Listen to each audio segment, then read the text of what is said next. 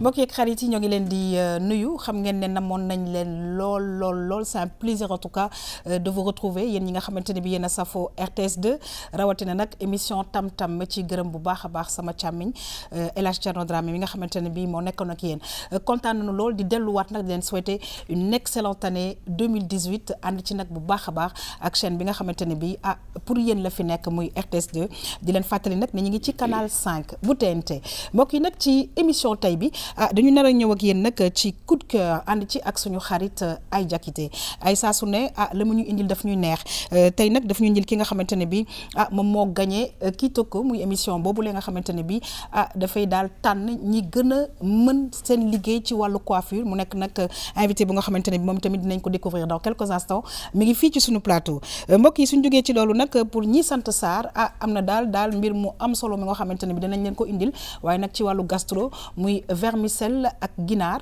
ba ca kanamee di ngeen ko xool ci gastro bu ñu jógee ci loolu nag ñu ñëw mbokk yi ci lu am solo di kontaan nag ànd ak monsieur Cheikh Ndongo Fall moom mi nga xamante ne bi développement personnel la ñu waxal waaye nag ingénierie de la parentalité et comment prendre en charge maanaam ñi nga xamante ne bi ñooy tout tànk yi naka lañ leen di scolariser maanaam daal jëmale leen école sànq maa ngi ko koy wax incha allah danañ ko faram fàcce bu baax a baax mbokk yi bu ñu jógee ci loolu nag dañuy jeexal émission bi xam ngeen ko saa su ne ak vue sur la toile waaye nag lii neexal émission bi mbokk yi mooy sunu ay invité sànq maa ngi koy wax ki nga xamante ne bi moo remporté prix wu Kitoko di Manina Dos Santos mi ngi ci sunu plateau waaye tamit di am mbégte lool di recevoir le docteur Ibrahima Girou di docteur en psychologie mbokk yi ñi ngi kontaan lool di ànd ak yéen ma dem régie dellu si waat nag mën a nuyu sama mbokk yi nga xamante ne bi ñoo nekk ci plateau bi. waaw nag dañuy kontaan lool saa su ne di feggoo ak ñi nga xamante ne bi ñoom ñoo bokk liggéey bi di kontaan ci ñoom waaye tamit di nuyu képp ku nga xamante ne bi da nga nekk technicien RTS2 rawatina émission tam-tam kontaan nañ ci yéen di ñaan yàlla 3e saison bi dàq saison yi nga xamante ne bi moo fi nekkoon may am mbégte nag di dalal koo xamante ne bi moom min na suñu plateau ay maa ngi lay dalal c'est toujours un plaisir en tout cas de t'avoir avec nous ay ñu gis nag nekk coup de cœur nga ñuy indil te saa su ne coup de cœur yi ñuy indil ay daf ñuy neex parce que yow ci sa bopp da ngay dégager coup de cœur bu extraordinaire en tout cas far naa ci bii ba ñuy indil dans quelques instants on verra. yaa xam maa ngi lay nuyu. C'est un plaisir effectivement tam-tam saison 3 reprendre na. di leen souhaiter meilleurs vœux. Merci toi aussi. Comme 31 bi nekk ma fi woon. Oui. Et voilà c'est un plaisir. Merci beaucoup. ma indil leen toujours. chaque fois loo xam ne en espérant que dina leen neex. non mais toujours daf ñu neex ay en tout cas on te remercie waaye tamit mbokk yi dañuy kontaan ci ñi nga xamante ne bi dañu bees fii ci chaîne bi ñu leen di dalal kontaan lool ci ànd bi ñuy ànd ak RTS2 ñu ci dalal nag monsieur Cheikh Ndongo Fall. Cheikh dañuy kontaan parce que nag wax dëgg yàlla saison ba le passé jot nga fay jaar nekk invité léegi nag ñu ne Cheikh dañu koy indi ndax nag expertise am doy nañu dañu koy indi def ko chroniqueur mu gën a yaatal xam-xam bi Cheikh ñu ngi lay nuyu en tout cas c'est un plaisir pour nous de te recevoir ci plateau bi te nag vraiment ñu ngi lay ñaanal bon vent ci émission tam-tam.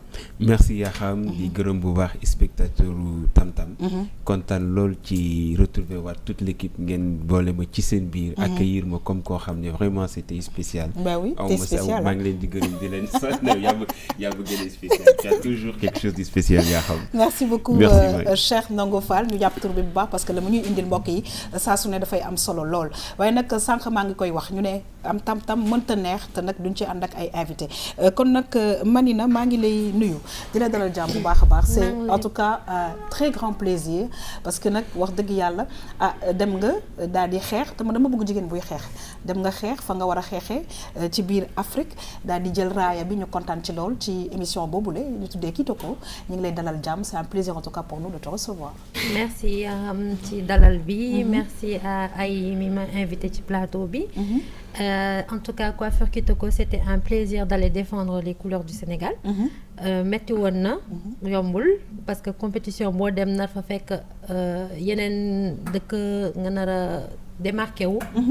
Ça a été un challenge à chaque prime boo xamante ne ko doon surmonter des fois dafa doon am baisse de forme. C'est normal. Voilà. C'est normal parce qu'en fait c'était très long. C'était très long. En tout cas on va y revenir tout à l'heure. Merci d'être avec nous. Ñu ngi ci nuyu Awa Ndaw mi nga xamantene bi bokkoon na ci juge yi fële ci coiffure Kitoko.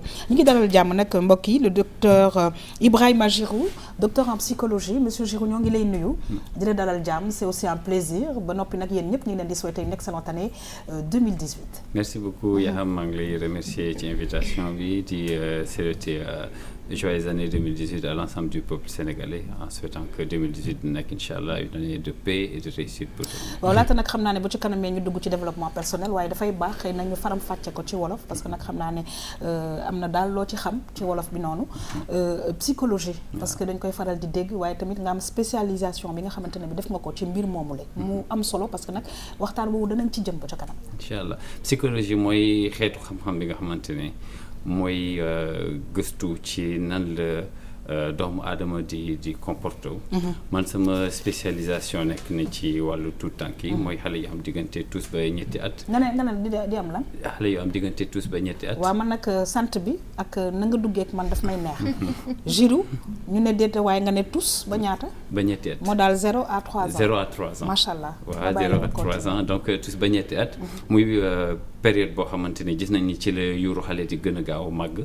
kon lépp li nga xamante ne waajur yi dinañ ko def ci période boobu dafay am ay jeexital ci nan la xale bi di réussir plus tard à l'école. C'est vrai. ak ci nan lay réussir plus tard dans sa vie. alors c'est tellement important saa su ne mbokk yi dañuy kontaan parce que même ñun ci sunu bopp ñi nga xamante ne bi ñooy présenter émission Tam-Tam ak defe naa chroniqueurs yi fi nekk bés bu ne ñu am ay njàngat parce que dégg nga lu mu wax mu ne tous ba 3 ans lay nekk ci xale bi dafay des ci moom kon nag ba ca kanamee dinañ leen déglu attentivement moom ak Cheikh Ndongo parce que nag ay waajur lañu te saa su ne c'est un métier et métier saa su ne da ngay jàng di jàngaat kontaan nañ ci sa teewaay je rappelle le docteur Ibrahima Girou di docteur en psychologie mbokk yi ñu ñëw ak yéen nag ci coup de cœur ànd ci ak suñu xarit ay jakité sànq ñoo ngi koy wax donc Manina dafa nekk gagnante coiffure Kitoko mbokk yi ñu ciy bëgg parce que nag moom itamit indil na raaya suñu dëkk muy Sénégal duñu def rek lu dul dem xool ana lan la ñu ci ay jakité indil ñu dellu si waat mën a waxtaan ak suñu invité bi fii ci plateau RTS 2 Tam-Tam je rappelle canal 5 TNT.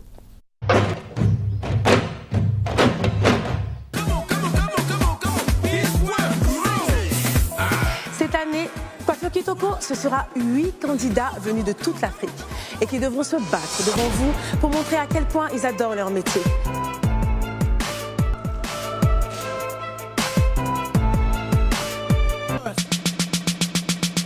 Trois, 2, 1, enlève les bras, c'est terminé.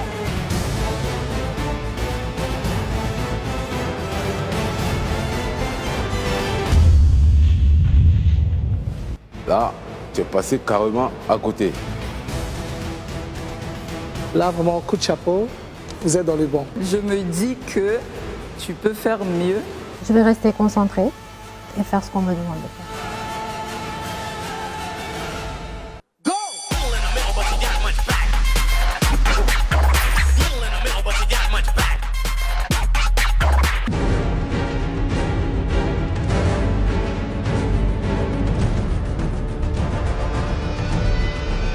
Je ne vais pas pardonner pour ceux qui vont vouloir s'amuser. Là, on ne joue pas.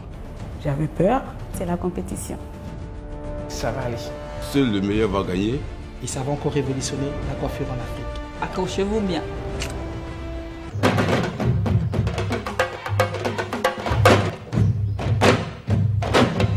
alors justement nag ñoo ngi koy wax ci mujjantal ba ñu ne il faut bien s'accrocher je pense que dafa accroché wu bu baax loolu moo tax moom mu mën na indi raaya bi muy Manina waaye ay dama gis nag nekk fii xam nga bu ñu waxee compétition rek dafa am lu ko lal ci suuf fii nag la ma ca gis moo doon efficacité ak rapidité.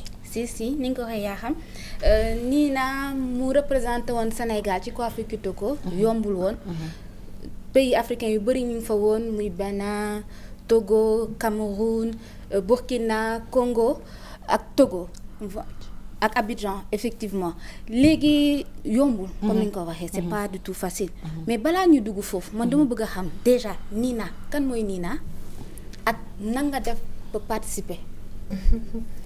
dina ma neex man ma tontu la ci. man nag coiffure dama ko commencé j'étais très jeune.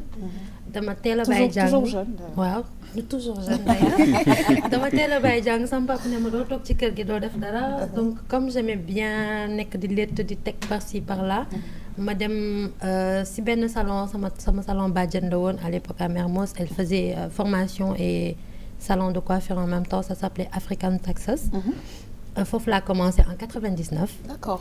Et depuis lors je n'ai pas cessé di jàng fu ma mënti dem ak salon bu ma mënti jaar dama fa am expérience daanaka su ma demee ba amatuma lu may jàng ci biir salon bi sax ci sama boss yi ak yooyu damay wuti feneen xam-xam.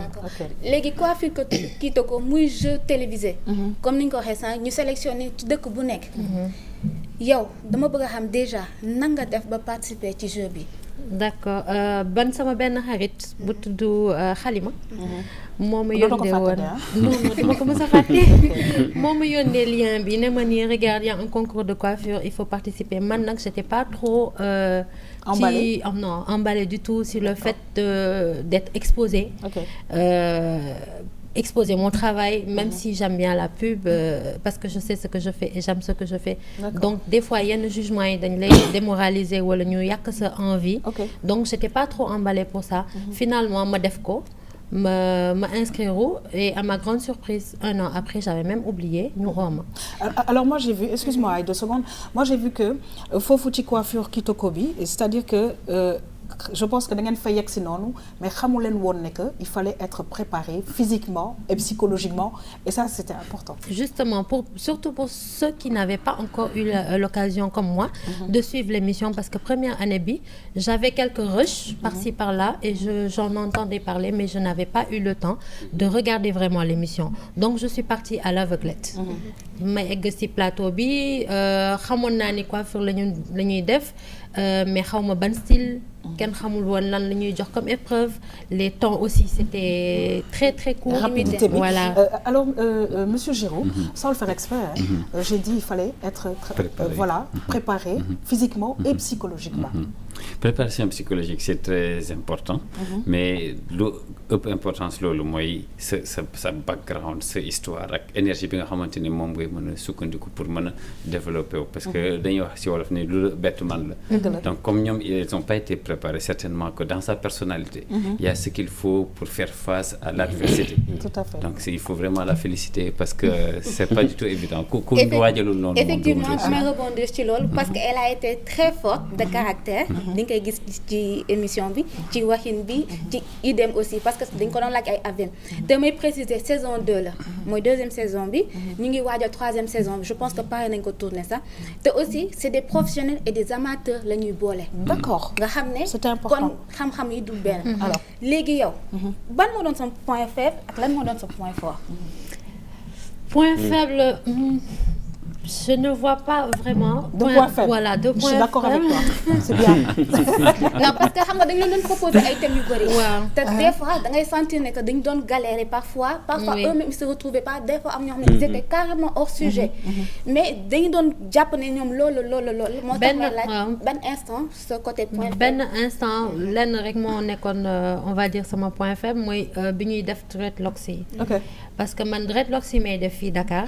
ak yu ñu ma proposé foofu yu ñu ma jox ci plateau bi ci Prime bi ça n'a rien à voir en fait ñoom foofu tàmm nañ di ko def yeneen dëkk yi tamit tàmm nañ di ko def mais ñun fii Sénégal ñu ngi koy door a commencer def j'en vois de plus en plus les gens qui le portent mooy mèche bi ngay ñëw ci létt bi mu mel ni dreadlocks vraiment man fii alors extension bi ñuy def extension carrément voilà donc période boobu bi ma ñëwee ci plateau bi laa gis bon on m'a dit dreadlocks je suis partie confiante en me disant je fais ça chez moi donc ça va quoi donc bi ma yeggee ci plateau bi ma gis mèche bi ma ne leen excusez-moi dans ma tête déjà je me suis dit yàlla bu ko fi yemalee neex na ba pare parce que c'était déjà avancé non c'était pas encore demi-finaliste même mais j'étais déjà bien avancée dans le concours. D'accord. Donc je me suis dit lii du lu xamante ne man maîtriser naa ko bu ko fi yemalewee dinaa xam ne du sama coobere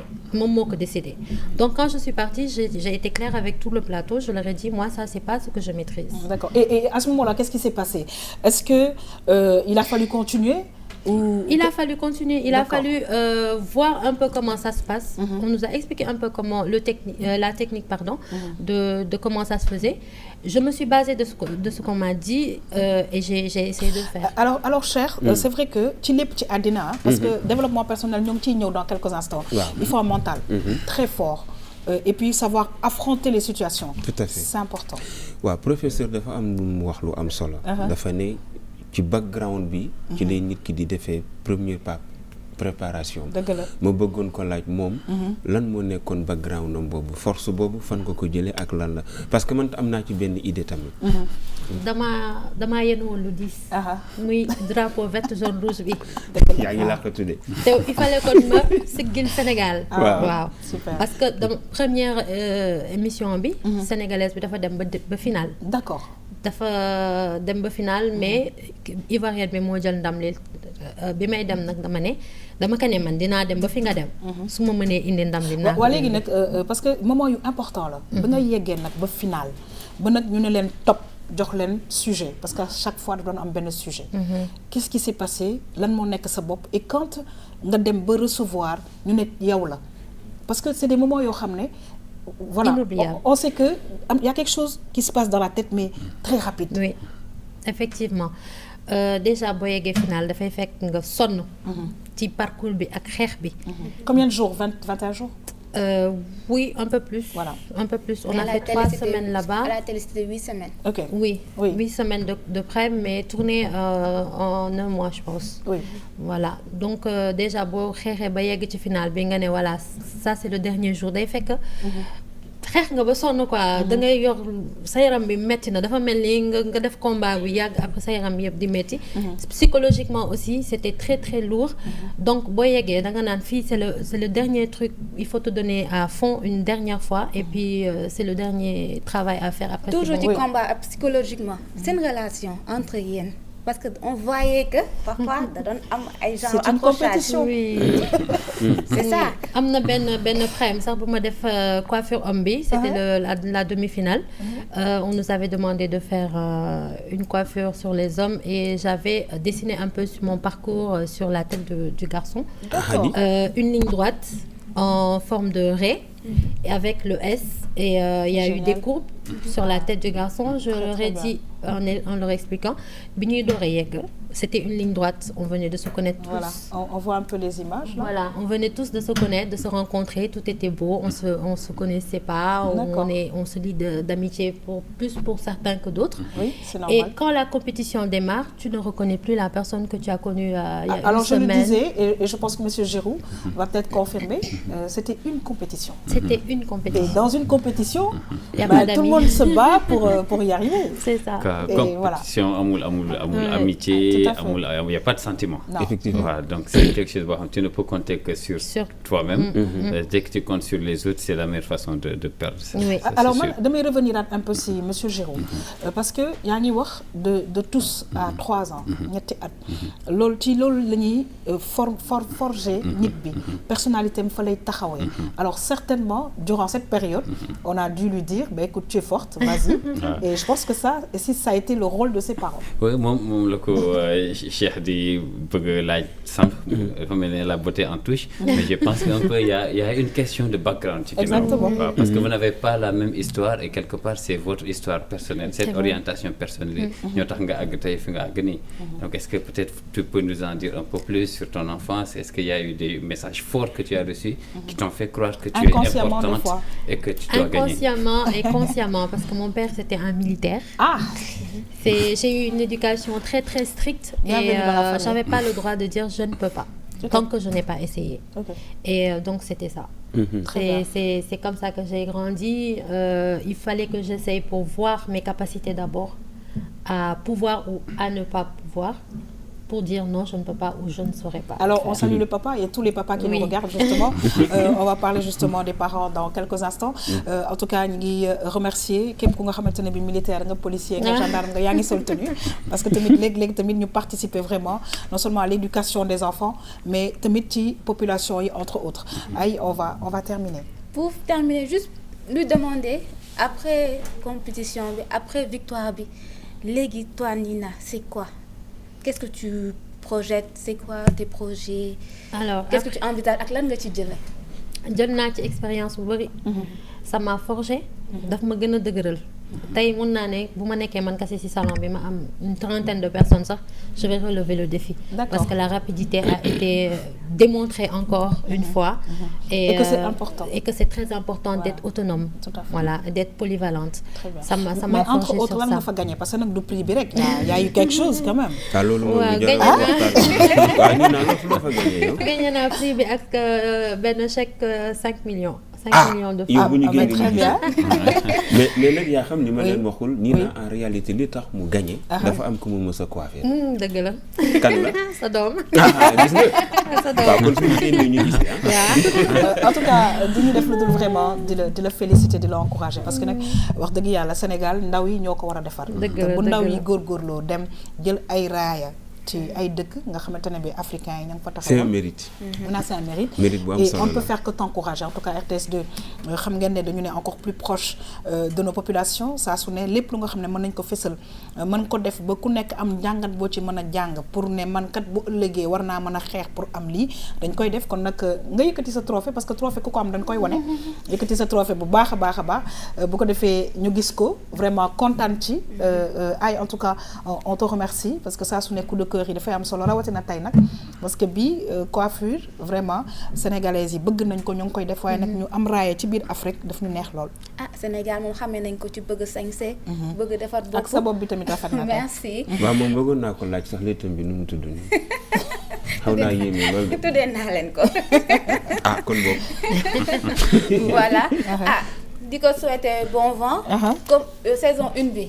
sénégalaise bi gagné wu ko. moom mais gagné ko mi nekkoon na final quand même. voilà demoon na final.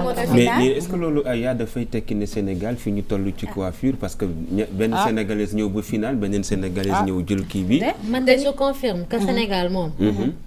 ca kaw ca kanam. par rapport ak yeneen dëkk yi boobu. te troisième saison bi ci jury benn sénégalaise. waaw voilà en espérant que le Sénégal de la dina jëlaat ndam li. tout à fait en tout cas maa ngi wax ne Sénégalais yëpp. que maa ngi leen di pareel dara. ci biir Sénégal bi même. Inch'Allah. trophée bi dina def tour de Dakar. très très dina def tour du Sénégal même. Sénégal. Voilà. Très, très il y a un truc des projets qui sont en cours pour le Sénégal. en tout cas ñu ngi lay remercier bu baax a baax. mbokk yi may fàttali nag ne vraiment Manina Dos Santos ñëwoon na ci sunu plateau bi dafay toog ak ñun pour indil ñu raaya bi nga xamante ne bi am na ko fële ca Côte d'Ivoire ci Kitoko mu nekk daal ki nga xamante ne bi coiffeuse bu ñu ràññee en tout cas ñu koy ñaanal jàmm ak salaam di ko ñaanal bonne continuation te comme coiffeuse yi ci loxo yi la ñuy liggéey ñu ñaan yàlla na loxo bi wér yàlla na lépp wér ba vraiment li ngay xalaat mu gën a jëm ca kanam indiwaat yeneen raaya ñu ngi lay gërëm di la sant bu baax a baax mbokk yi ñu wéyal suñu émission Tam Tam fii ci RTS2 ñëw ak yéen nag ci gastro parce que nag wax dëgg yàlla bu ñu defee coiffure bu ñu waxtaanee développement personnel ñëw ci xale ak yooyu léeg-léeg nag di xool lan la ñuy dugal ci biir yi da cay am solo moo tax itamit ñu ñëw ak yéen nag ci gastro ñëw ak yéen nag tey ci oui les Sarènes ñi sant sax mais ñoom lay simi en fait. waaw baax na ni nga waxee vermicelle ginaar de doy na waar. kon nag comme ni ko Cheikh waxee ñu dem xooli vermicelle ak ginaar dellu si waat.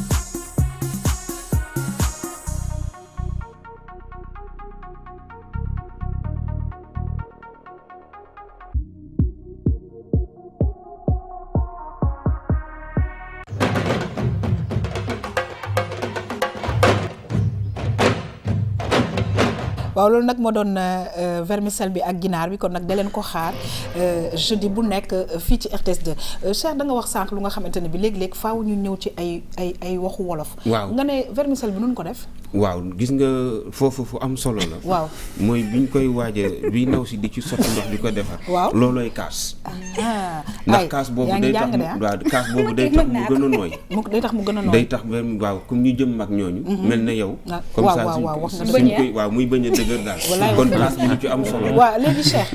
su ma nekkee mag yow lan nga. waaw xam nga yow da ngaa sob ndax déjà xam nga lii kenn du ko def mag. ndax vermicelle bii def nga ko ci seen xel man li ma waroon a def yëpp ci kii bi jaxasoo na sama bopp. non du jaxasoo mais en tout cas.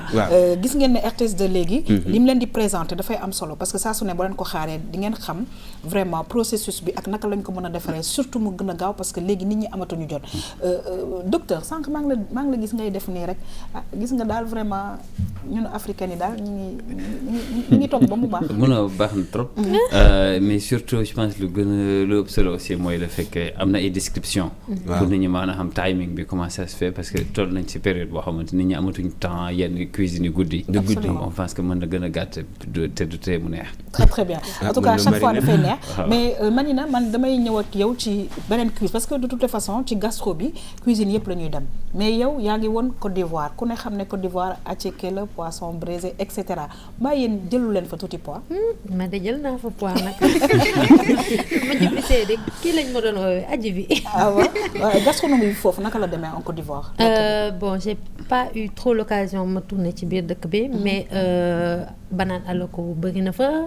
garba yi bëri nañ fa ginaar bi dañ koy lonk nii ah comme dibi yi ñoo dibi ginaar moo ëpp en fait. d'accord dibiteri bœuf wala mouton. lekk nga fa agouti.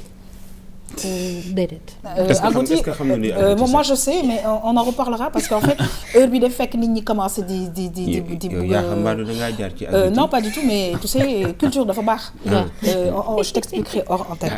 En tout cas ñu ngi remercier ñëpp ñi nga xamante ne bi ñoo ngi seetaan émission Tam-Tam di fàttali nag ne Tam-Tam wax dëgg yàlla door na fii ci RTS 2 te saa su ne li leen di bégal rek ci la ñuy wéy bu baax a baax ñu ngi leen di gërëm di leen sant bu baax mbokk yi ñu wéy ak yéen nag ci li nga xamante ne bi moom mooy développement personnel sànq ñoo ngi koy wax mu nekk aussi lu am solo ñu ne nag ci rubrique bi nga xamante ne bi Cheikh Ndongo wàll si na RTS 2 moom dafay ñëw ak ñun ci ingénierie maa ngi koy wax sànq dana ko faram-fàcce bu baax a baax de la parentalité et comment prendre en charge la scolarité des enfants mu nekk tamit lu nga xamante ne bi ak docteur Giroux dinañ ci ñëw yaatal waxtaan bi bu baax a baax mu mën ñee jëriñ ñun ñëpp ñu dem xool lan la ñu Cheikh indil tey dellu si waat mën a yaatal waxtaan.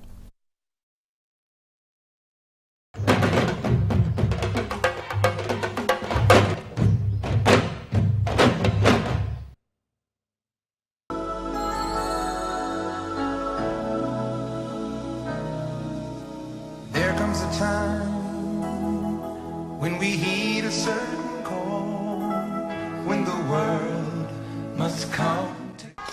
Bon, on est là pour gérer les enfants,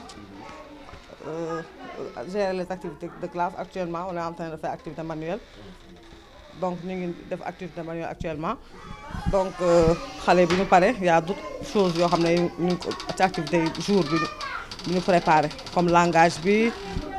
Nous parlons de la psychomotricité, le chant, il y a beaucoup de choses à faire après. There are people dying. Oh, when it's time to lend a hand to life, the greatest gift of... Man moom dama doon jooy daanaka pendant quelque temps séparation bi c'était difficile. waaw moom ren la commencé jàngi si. C'était très très difficile. Ouais, j'ai même pleuré bi may séparé wu ak moom. Xam nga loo xamul la première fois moom aussi c'était un peu difficile. su ma ko indee fii ba koy woon ginnaaw day dem balaa muy waaj a wàcc c'était là le problème. waaw métti woon na lool parfois mu xool la mais soo xalaatee ne par exemple soo bàyyee du sotti rek bon nga résister mais soo ko wàccee woon ba muy dem moom su gëstoo xool la moom sa yaram day daw.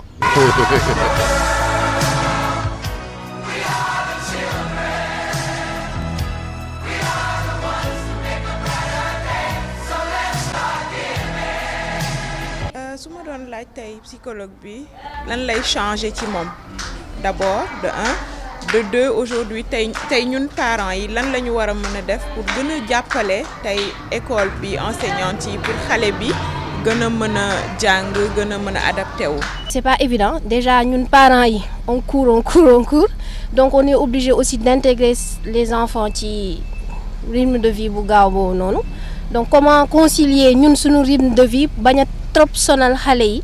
waaw loolu daal pour ñu xool daal nan la ñuy def daal ba comprendre xale yi.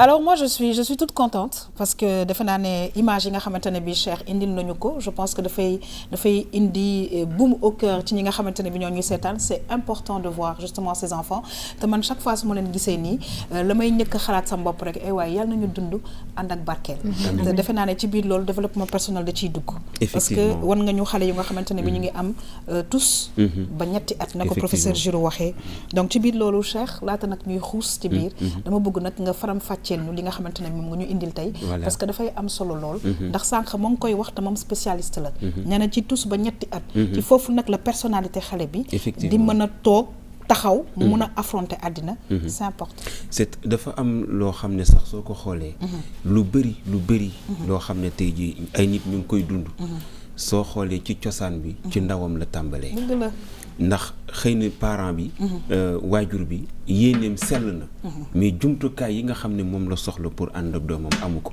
xam nga waajur bi toog naan la bi may indi sama doom école maa ngi jooy c'est vrai et ça arrive souvent waaw xale yi ba léegi sax da ngay gis ne ndeysaan effort la ñuy def ñi mën nañ ko ñi mënuñu ko bon metti na trop moo tax day tey ci suba gi fajar 7 heures du matin waajur bu war a yeewu suba teel am ñu jóge ba Fass Mbao wax nañu ko que dañuy obligé yeewu 5 heures du matin di sang seen doom ci sedd bi solo leen ay yére am na ci image yoo xam ne sax bëgguñu ko woon wane parce que ndaw si nee na moom attanatul woon loolu xam nga quoi kon mu nekk mbir yoo xam ne nii lu diis la lu jafe la mais ñoom ñëpp lan mooy seen problème mooy jumtukaay yi la ñu amul léegi nag ci développement personnel boobu la ñu ci jublu aussi ci mbirum enfance boobu la defe naa ne jumtukaay yi dafay am solo ñu waxtaane ko ak le professeur Giro parce que nag ñun ñi nga xamante ne bi tamit ak ñëpp ñi nga xam ne ay waajur lañu ñi ngi déglu bu baax parce que c'est un métier qu'il faut toujours apprendre non seulement loolu daf ci am solo mais dafa am ndaw su yàlla mayoon xam-xam bu tudd Alice Miller génn na àdduna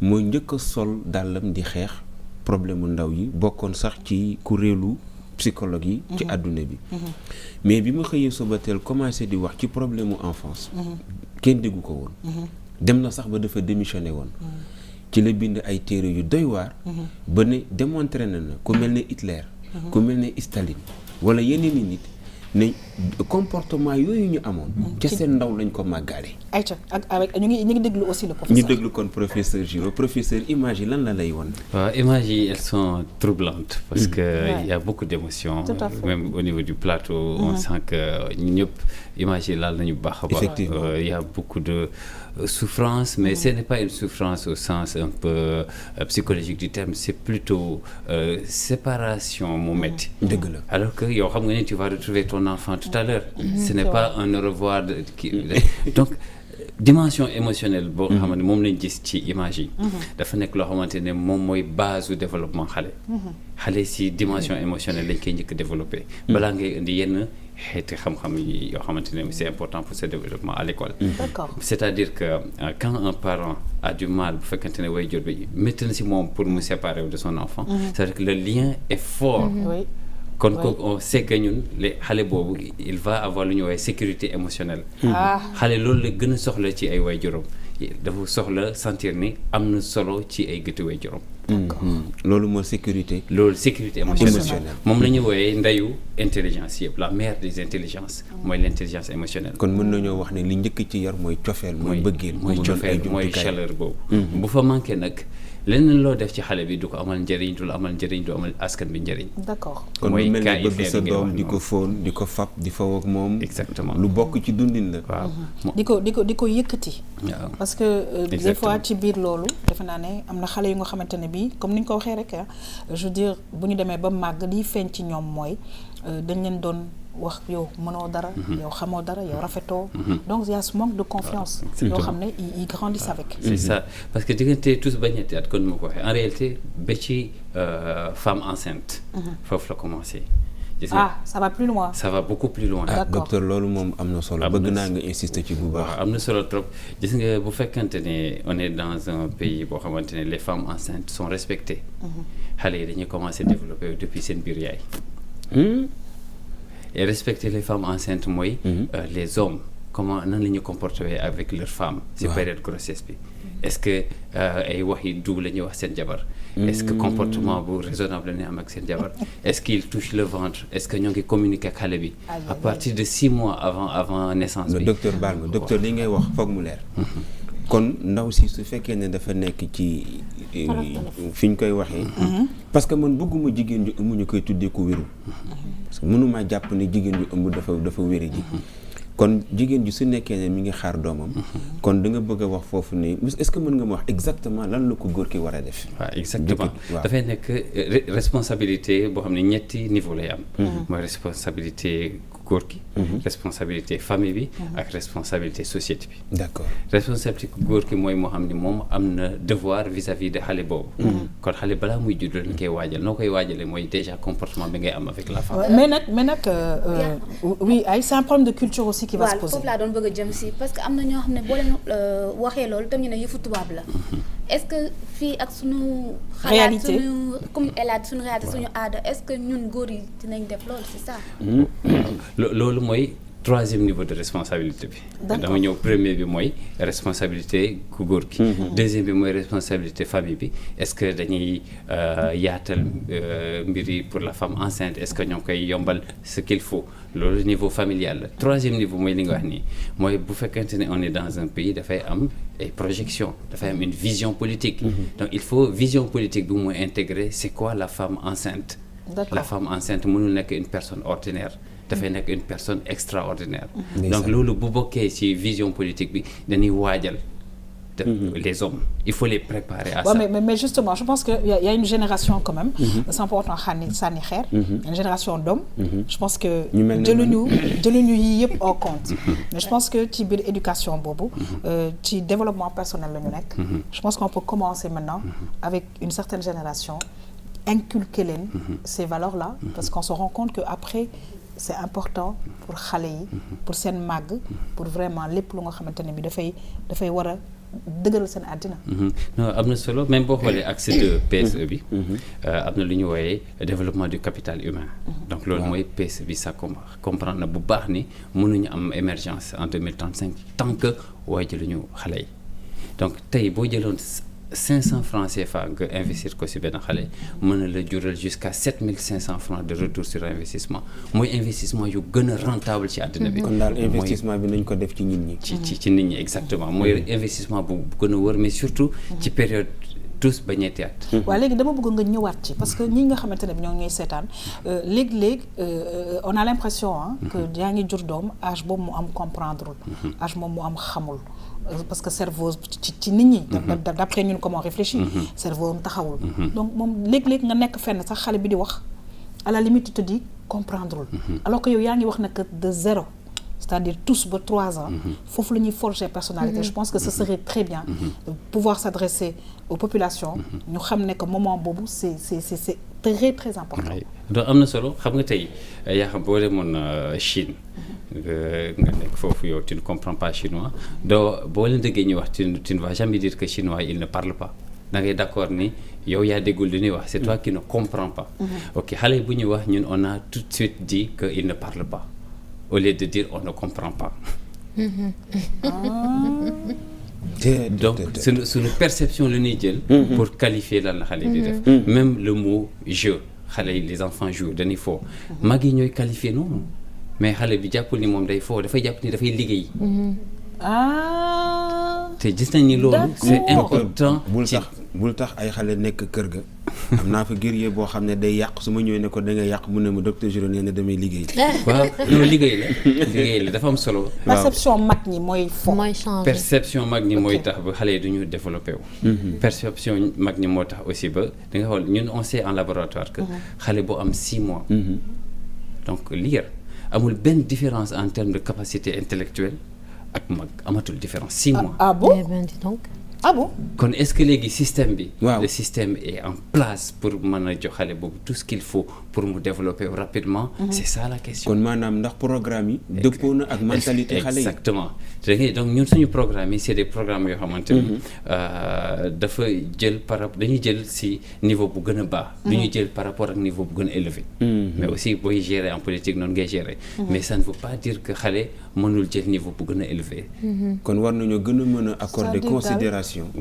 c'est-à-dire daal li ngay wax c'est tellement important Manina je pense que ñun ñëpp ak ay jigéen lañu mais dafa am mbir yu nga xamante ne léeg-léeg dañ koy réere parce que comme ni mu ko waxee des fois tu te dis rek ah bon lire la pas de problème wala à la limite dégg lu may wax à la limite comprendre lu may wax alors que d'après le professeur le docteur ñun ñoo comprendre parce que déjà ci tous boobu noonu muy wax déjà même beaucoup plus loin que ça bien avant que xale bi perception yi muy am loolu yëpp dafay contribuer ci développement personnel am.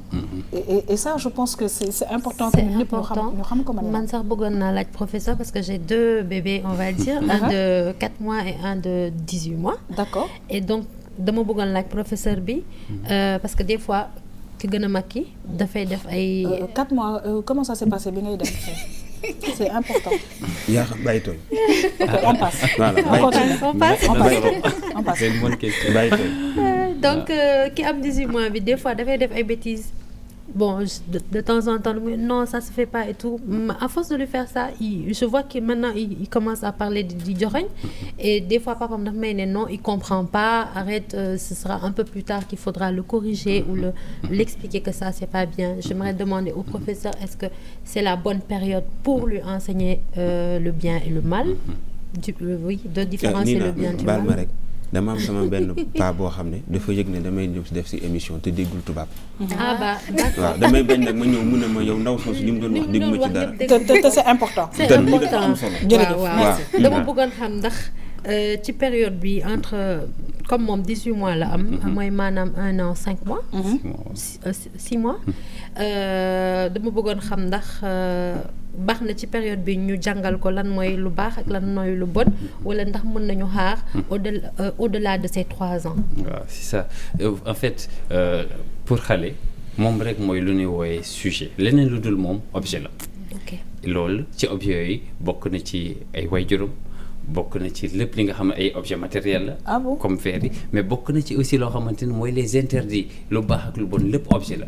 te bu fekkente ne yooyu ay këf la mën na leen manipuler. donc objet c'est fait pour manipuler donc boo ko teree dara mu def ko ça ne veut pas dire que yarawul. loolu objet la. donc daf koy manipuler da ngay gis mu def li nga xamante ne moom nga ko tere pour mu xool yow sa réaction. noonu la mën a jàngee période tous ba ñetti at. bu loolu passé ci dañ gis ne xale bi day gën a socialiser parce que ci lay commencer dem jardin d'enfants. mu commencer intégrer léegi yeneen objets c'est des objets sociaux.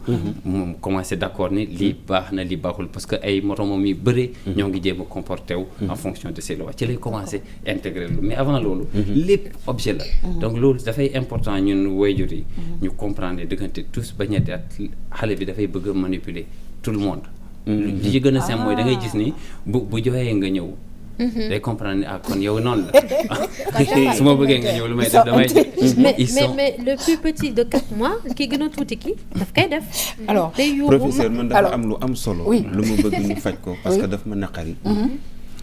yaa xam da ngay dóore yow da ngay dóore. ah non non non non je ne tape pas. waaw professeur dafa am ñoo xam ne bañ nañ ko sax ba baatu yar dañ ko méngale ak yar muy dóore.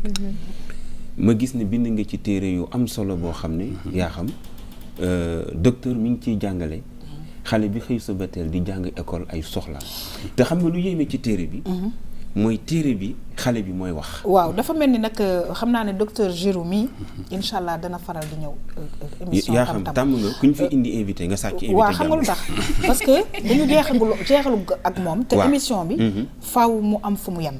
dëgg la loolu moo tax xam naa dina ci tontu rapidement. waaye ci biir loolu parce que nag Manina mi ngi doon laaj ay mbir yu am solo développer l'intelligence de votre bébé bokk na ci téere yi nga xamante ne bi professeur bind na ko. te yaakaar naa ne yow faaw nga laaj ko fan nañ koy jaayee nga mën koo lire. am na solo waaye am na yeneen yu nga xamante ne bi professeur daf koo bind lettre ouverte à papa et maman xam naa ne lañ ca dëxëñ ca biir dafay am solo. lu yéeme. waaye tamit ñu ne moi Zeyna bébé humain yooyu yëpp defe naa ne bu ñu traduire defe naa ne dafay nekk ay mbir yu nga xamante ne bii ñun ñëpp war nañ koo mën a xam waaye tamit beneen bu nga xamante ne dafay am solo léeg-léeg nga ne sama doom du nelaw waaye moom nee na pour que je dorme bien la nuit loolu yëpp mu nekk ay njàngat professeur comme ni ma ko waxee rek yaakaar naa ne sa dellu si waat moom dañ koy planifier léegi fii ci tam-tam. incha allah jërëjëf yaa xam donc pour tontu rapidement Cheikh.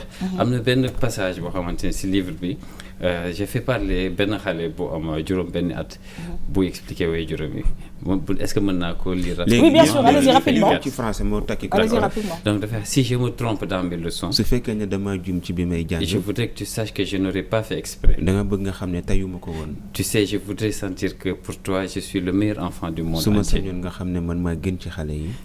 je voudrais me sentir si beau à chaque fois que je me mire dans ton visage. su ma sañoon fu ma la gisee fàttaliku ne dama rafet. mais quand tu te fâches contre moi sans que je ne comprenne pourquoi. waaye boo ma meree te xaw ma lu tax nga mer. sans savoir ce que je ressens. te xamuloo lan laay yëg. j'aimerais que tu te rappelles quand tu étais plus jeune. bëggoon naa nga fàttaliku yow bi nga nekkee ndaw. et que tu attendais des gens attention et affection. alors on va s'arrêter parce que c'est voilà les émotions commencent à monter et waaw parce que xam nga lu tax léeg-léeg nga gis même sa entourage des parents yu nga xamante ne bi ils agissent mal parce que comme niñ ko waxee xale mun na juum et je pense que au fur et à mesure que ngay am njaboot c'est là où l'expérience de toute façon yàgg bawul dara l'expérience bi day ñëw ba nga xamante ne bi après di nga xam exactement comment se comporter avec les enfants et c'est important mbokk yi mu doon waxtaan bu am solo boo xamante ne bi danañ ci dellu si waat développement personnel jëm ci tout tànk yi nga xamante ne bi tous la ñu am ba ñetti at benn dernier mot très rapidement ñu dugg léegi nag ñu jeexal émission bi docteur Giroux ci wàllu woowu nga xamante ne bi tey indi woon ngeen ko muy développement personnel ñu jëmale ko ci xale yi. rapidement jërëjëf xam naa lu ëpp solo ci développement personnel mooy ñu comprendre que une femme enceinte moom mooy laboratoire société bi tout se joue là-bas plus ñuy toppatoo les femmes enceintes plus on est sûr d'aller vers l'émergence économique plus on les néglige plus on va vers le sous-développement femmes enceintes yi am nañu place boo xamante ne war nañu ko jox ci. alors defe naa ne loolu la ñuy jeexalee. waaw docteur askan bi soxla nañu ñin ñu mel ne yow. te mënuñu leen a jot est-ce que amuloo benn projet social wala ay activités yoo war a mën a def yoo xam ne waajur yi bu ñu amee problème jafe-jafe mën nañ la gis waxtaan ak ñoom wala nga saafara lan mooy sa projet ci social. waaw ñoo ngi waajal ay ndaje hebdomadaire maanaam chaque semaine une fois par semaine ñu daje ak les parents qui le veulent ñu mën a waxtaan échanger entre parents dafay am solo ñun on n'a pas le monopole de la connaissance mais mën nañu waxtaan ak parents yi jox leen ay outils yoo xam ne mën nañ ko utiliser en tout cas waaw am na solo trop moo tax ma ne la docteur incha allah faaw ñu léegi bu ñu génnee studio bi planifier kañ lay dellu si waat parce que defe naa ne ci développement personnel bi daf cee am solo parce que bu ñu waxee dëkk xale yee ko yore et comme j'ai dit tout à l'heure je pense que am na génération boo xamante ne bi c'est bon def je pense que mënatuñ ci dara mais am na ñu nga xamante ne bi war nañ cee mën dara mën a jëmbat ca suuf ca reen ya mu jëm ca kaw ñu mën a wax vraiment Sénégal émergent et je pense que ça c'est important mbokk yi ñi ngi kontaan lool ci li ñu Cheikh Ndongo Fall indi loon tey ci développement personnel ànd ci avec le docteur Ibrahima Giroux docteur en psychologie indil ñu lu am solo ñoo ngi lay gërëm di la sant bu baax a baax di la ñaanal jàmm ak salaam xel mi gën a wér parce que loolu tamit c'est extrêmement important merci beaucoup Cheikh mbokk yi ñu jeexal émission bi nag ak vue sur la toile.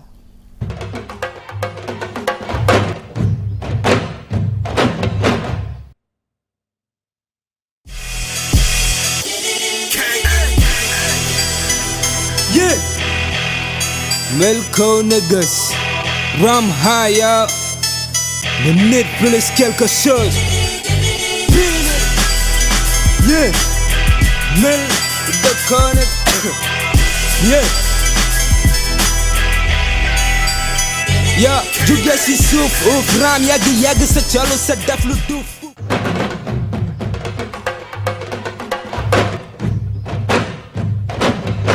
kii nag moo doon sunu vue sur la toile mais laaj le docteur Giroux ban jàngat nga am ci sunu vue sur la toile bi. waaw non vue bu doy waar la. gis nañ relation bu am entre éléphant ñay bu mag bi ak i doomam. dafay nekk loo xam moom la ñuy xool aussi boo xoolee une femme qui a son enfant tu retrouves à peu près la même chose mooy ñoo xamante ni waajal nañ leen waajal bi fii dafay am solo parce que gis nga bàyyi may ñoom dañuy judd rek mën dox comme gis nañ ko fii alors que un bébé humain dafay jël 6 mois 8 mois 9 mois bon bu fekkante ne topp nañ suñu aaday ak suñu cosaan ba les femmes ñu mën a allaiter seen doom correctement doom yooyu ñooy gën a xale yooyu ñooy gën a gaaw a dox que xale yoo xamante ne bu ñu leen di allaiter ça a été négligé mooy ngay allaiter di wax téléphone wala ngay xëccoo ak keneen donc parce que booy xool sa doom ci ay gët waaw baat bi dafay gën a gaaw a dëgër bu baat bi dëgëree ci lay mën a toog bu toogee ba noppi ci lay mën a raam bu raamee ci lay mën a te loolu échange xool bi moo koy mën a def pendant allaitement bi alors defe naa ne loolu meneen ñàngat la te yaakaar naa ne loolu yëpp faaw ñu dellu si waat parce que nag lu nu bëgg suñu doom yi macha allah defe naa ne rëy na donc loolu yëpp des choses qu'on néglige téléphone et cetera on va y revenir en tout cas ñu ngi lay waaw tout à fait ñu ngi lay gërëm di la sant bu baax a baax le docteur Ibrahima Girou nekk docteur en psychologie ñu kontaan lool ci waxtaanam ñu ngi lay gërëm di la sant bu baax a baax merci beaucoup Manina lan nga gis suñu vue sur la toile bi benn image bu doy waar bu touchant man en tant que parent moom lay def ak sama doom yi di leen pousser pour ñu dem di leen gungewaale te vue bi moom laa ci gis quoi. Et puis je vois que l'émotion que ça monte que les larmes vont bientôt venir mais c'est que du bonheur parce qu'on est en train d'apprendre en tant que parent. waaw man en tant que parent plateau bi ça a été très instructif pour man parce que am na maa ngi yor ay tous ba ñetti at motaguñu ñetti at mais xam naa ni ci diggante boobu professeur docteur am na yu ma ci jot expliquer fii yoo xamante ne dina ma servir te inch'Allah bëgg naa jël quelques livres non mais et même le numéro de téléphone si tu veux le numéro de téléphone pour yeneen jàngat yoo xamante ne dina ma permettre man ma gunge sama en tout cas ñu ngi lay gërëm di la sant bu baax a baax yow tamit ci domaine bi nga nekk yal na yàlla gën la ci defal jàmm et on te souhaite bonne continuation et on fait un bisou au tout petit qui nous regarde maa ngi leen di gërëm yéen ñi ci plateau bi di gërëm ay sama ay bi ma indi tey di ko ñaanal moom tamit wér waaw mu leen di indil chaque jour ay coups de cœur yu gën a rafet yu gën a intéressant merci beaucoup cher ça a été un plaisir ci premier numéro bi te am naa yaakaar ne inchallah ca kaw la jëm ca kanam la jëm parce que nag développement personnel bokk na ci développement ab réew ñu ngi lay gërëm di la sant c'est plaisir de te retrouver inchallah la semaine prochaine waaw yaa xam nga rek image bi ma nekkee ci ay yenn université di fa liggéey dama daan am jàppante yu métti ak ay waajur da ngay gis waajur yu ñëw ma teg ay bind yu wuute ne ko ndax xamee nga sa bindu doom du ko xam mbaa xale bi su ñëwee am problème bi mi ngi ko jëlee ci comportement waajuram ci biir kër dëgg la loolu impacté ci moom ay résultats am yàqu su ma waxee ak waajur bi li mu lay njëkk a tekkil xam nga mooy lan manqué wul dara xoolal daal yi mu sol xoolal nangam erreur et tout ça on va y revenir inchallah loolu nag lan moo koy indil gis nga fii mooy mala sax day yar doomam kon na doomu aadama yi jàng ci leçon bii ne ko mala sax du jur doomam sànni ko daf koy yar da koy téye bu baax c'est important jàngal ko di ko jox lekk di ko toppatoo merci beaucoup cher ay ñu ngi lay remercier en tout cas saa su ne coup de cœur la mu ñuy indil ñun tamit daf nuy neex merci à toi et voilà encore une fois plaisir de te retrouver la semaine prochaine avec plaisir lundi la woon jeudi et c'est un plaisir aussi bokk plateau bi comme ni ko Nina waxee man tamit maa ngi ci jàng lu bëri absolument yoo xam ne ñu ngi lay ñaanal nga nekk parent rapidement amiin yàlla na ko yàlla def amiin bëgg naa ko def xanaa sama bi élément bi jàll sama yaram dafa dee ndeysaan yàlla baax na en tout cas waaw tout à fait lu jot yomb te yàlla na ko yàlla may ñëpp ñu nga xamante ne bi ñoo ngi koy xaar yàlla am na lépp te dana ko def inchallah la mu yore da koy maye rek donc nañu tàllal loxo ñaan moo tax tamit yéen tamit ñu ngi leen di sàkku ñaan ci yéen parce que nag émission tam-tam ñu ngi ko door 3e saison bi di ñaan yàlla def ci jàmm ak salaam parce que nag lañ ca xiirtal nag mooy tout simplement ñun ñëpp ñu bokk am ay information yu ñuy jëriñ ci suñu àddina parce que même man mii di présenter ak ñeneen ñi fi nekk ci plateau bi saa su ne ak suñuy invité dafa am yu bëri ñuy jàng mbokk yi may fàttali nag ne ki ma habillé moom dellu si waat na nag fas yéene nag def saison tamit bu am solo muy Mariama Maga Suba très fidèle 77 tay baas la boo xamante ne bi wax la ñu def ci brodé mooy daal kon lii mooy wax lanu moom waaw En tout cas, nous avons gërëm bu baax a baax. di fàttali numéro téléphone am 77 634 44 11 Mariama Magasuba ma nga nekk fële ca Padois Builders villa numéro H56. En tout cas di leen gërëm di leen sant di leen souhaiter bonne suite des programmes sur la RTS2. Rendez-vous demain pour beneen émission. Au revoir.